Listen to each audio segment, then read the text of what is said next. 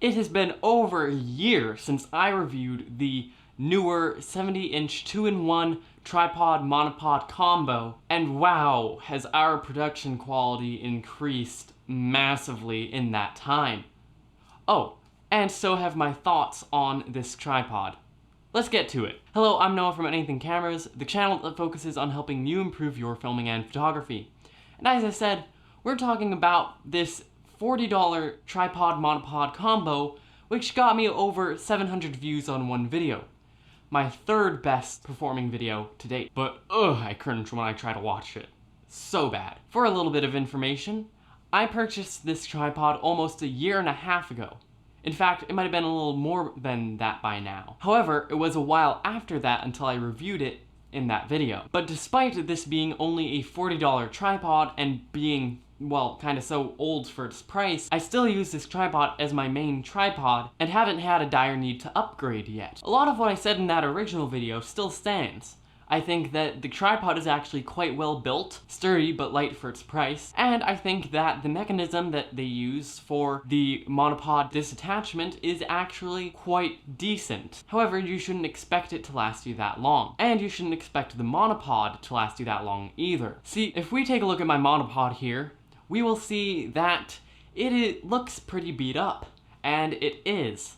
Not only are there multiple marks on the monopod from screwing in the locking mechanism to lock the monopod in place, but the inner mechanism broke so that I cannot easily extend and retract the monopod. See, they had to sacrifice a more conventional and more long-lasting monopod extension system so that they could actually put it inside the tripod. Otherwise, it would have been pretty ill-fitting. And because of this, the inner mechanism that allows you to twist to lock the different monopod segments is easily breakable, and after about 7 months of using the tripod with quite infrequent use of the monopod, the bottom segment, or maybe two, I actually can't remember, stopped wanting to twist to lock or unlock. Sometimes they just straight up won't and I have to force it, and there started to be a rattle in the monopod, which led me to believe that something in there just snapped. Maybe if they had spent a little bit more on the materials, this wouldn't have happened so soon,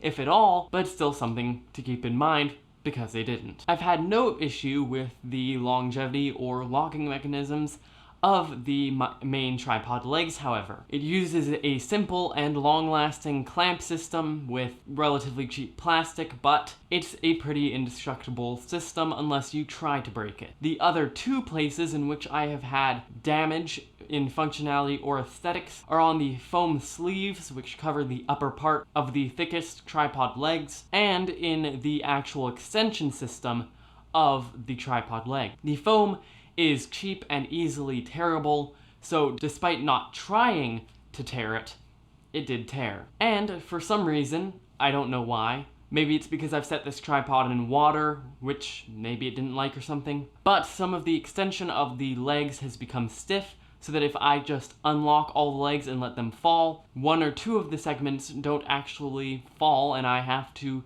manually pull it out to extend and lock it. Now, this isn't a big deal, and it may have been my own heavy use of this tripod, but if you plan on placing it in water and putting it on rough terrain and using it heavily, you may want to consider a more expensive, more durable tripod. Lastly, there's the head of this tripod, where you actually place the camera. If you watched my previous video, you will know I actually replaced the head on this tripod, but I do still use the original one occasionally. That is because the one that came on this was a video-oriented head with the handle that you unscrew to tilt up and down, the knob that allows you to pivot it. But I wanted this tripod for photography mainly, so I purchased a $20 ball head from the same company. The video head I still have no problems with, and I'm actually pretty impressed by the quality of it.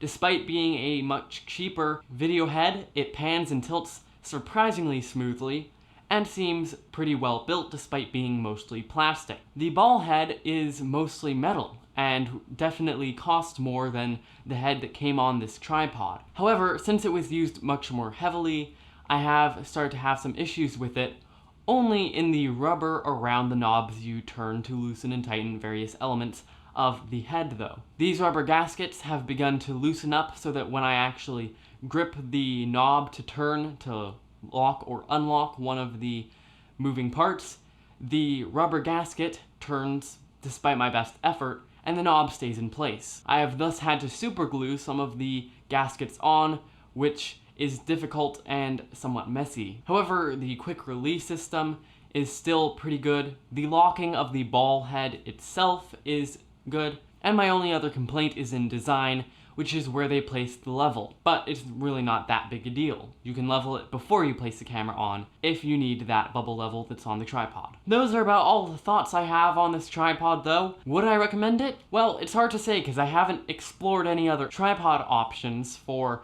a while. However, you can probably do comparisons yourself when looking to buy a tripod and decide if this is the right one for you. Certainly a year ago, I decided that it was the best value option for under $60-ish, but nowadays there may be better offerings, maybe even from the same company. But that's it from me. Please be sure to subscribe if you want to see our future videos, and if you want to keep watching right now, then click on this video right here, which YouTube recommended for you, so it should be pretty good.